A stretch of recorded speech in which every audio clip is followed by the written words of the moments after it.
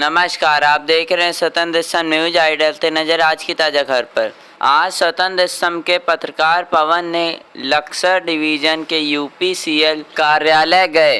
वह वहां के जेई ने पवन से मुलाकात की व उनसे वार्ता की एवं जन समस्याएं रखी, जिसका निस्तारण जेई साहब ने बड़ी ही तत्परता से किया व कर रहे हैं। यहाँ पर ऐसे ही कर्मठ जेई की आवश्यकता थी। इनसे क्षेत्र की जनता काफी संतुष्ट व प्रसन्न है। बजरंग त्रिपाठी उर्फ पवन की रिपोर्ट। नमस्कार, मैं आचार्य पवन, जनपद हरिद्वार भट्टीपुर से।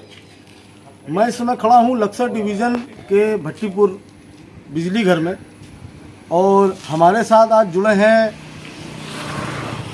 पवन जी जेई साहब, जो कि अभी 2 माह पूर्व ही इनका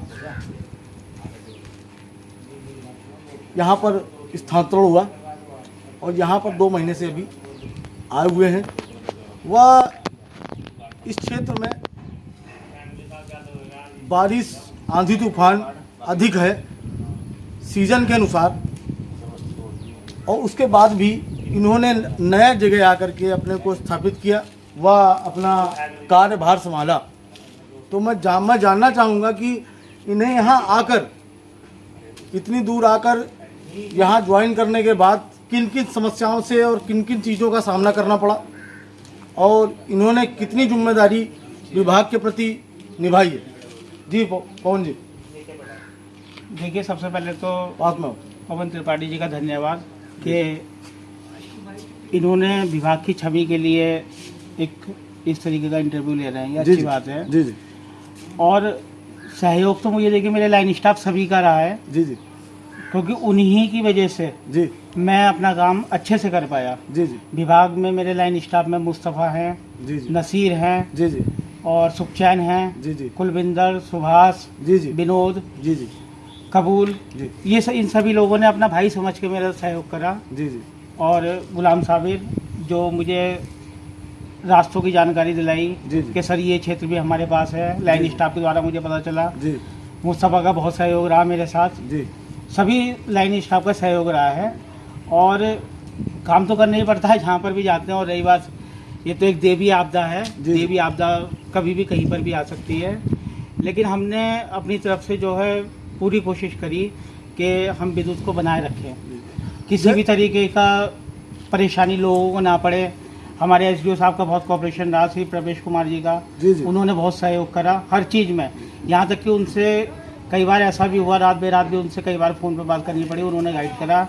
एक्शन साहब ने भी बहुत सहयोग करा, हमारे अकाउंटेंट साहब है नीलेश जैन जी, उनका भी मुझे सपोर्ट रहा।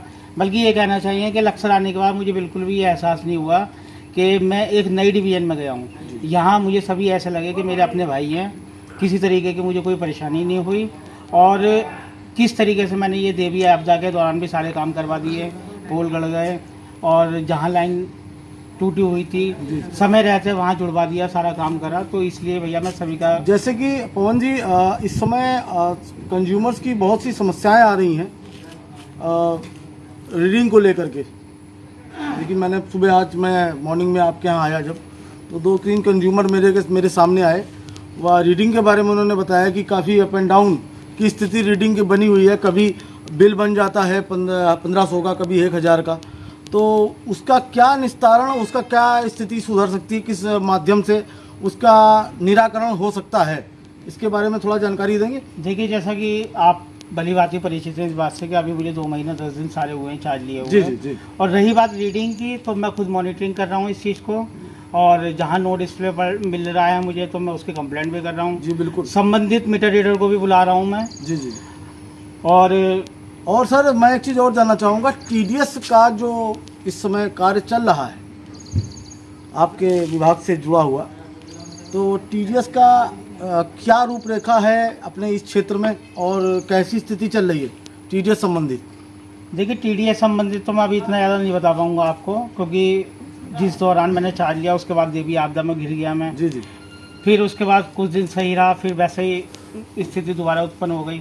लेकिन हाँ, टीडीएस कुछ मीटर रीडर्स मेरे को मिले हैं जिनको मैंने बुलाया है नो डिस्प्ले को लेके, और रीडिंग वगैरह तो वो लोग कर ही रहे हैं। मेरे पास तो खैर अभी तक एक आध ही कोई कंज्यूमर आया है रीडिंग से समस्या को लेकर, बाकी तो एसडीओ साहब इस बारे में बेहतर जानते हैं। जैसे कि मैं आज आपको बताना चाहूँगा कि यूपीसीएल ऊर्जा भवन से लेकर हरिद्वार जनपद व अन्य क्षेत्रों में पवन जी जैसे कर्मठ व्यक्तियों की आवश्यकता है, जो दिन रात अपने को अपनी जिम्मेदारी व अपना एक कार्य समझकर जैसे कि अपने दिल से कार्य कर रहे हैं। ऐसे व्यक्तियों की यूपीसीएल को बहुत ही आवश्यकता है, ताकि यह कुछ अपने समाज को दे जाएंगे।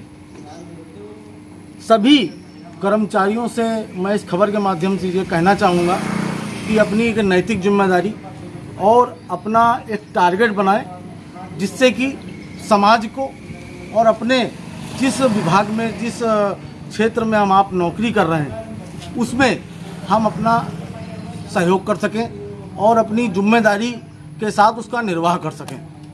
मैं आचार्य पवन, हरिद्वार भट्टीपुर डिवीज़न लक्सर से स्वतंत्र स्तंभ न्यूज़। जय हिंद, जय उत्तराखंड। जय हिंद।